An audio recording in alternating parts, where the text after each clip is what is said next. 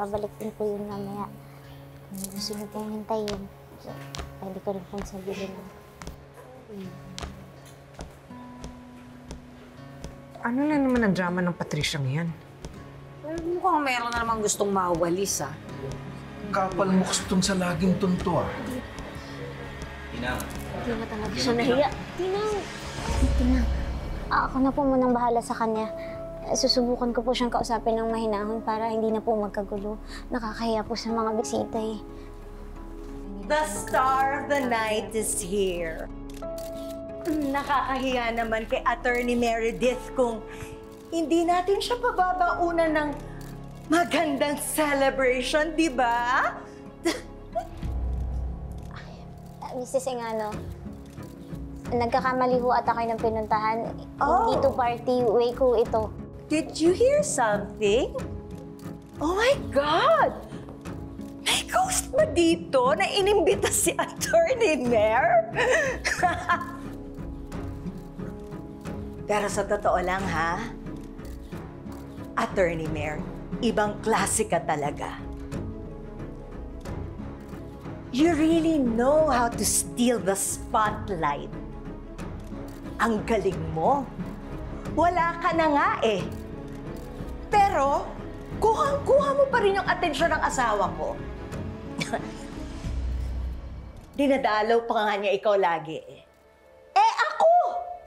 Kulang na lang sabihin niya sa akin, sana ako na lang yung nawala. Ma'am Patricia, tama na ho. Irespeto niyo naman yung wake ng nanay ko. Wala ka na ba natitirang kahihiyan sa sarili mo? Igalang mo naman ang burol ni Attorney Mer. Kailan ba ako nakinig sa isang hamak na kasambahay, ha? Tay. Ay, wag mo.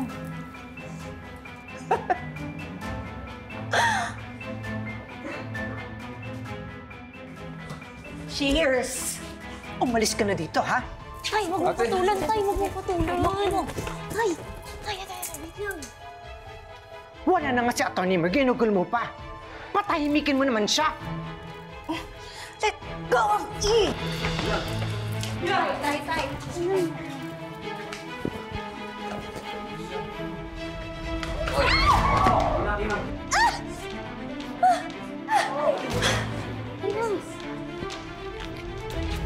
Itong bagay sa'yo! Dalhin mo sa kanyang buhay para mabawasan ang sinalin mo! Gosh! Mom!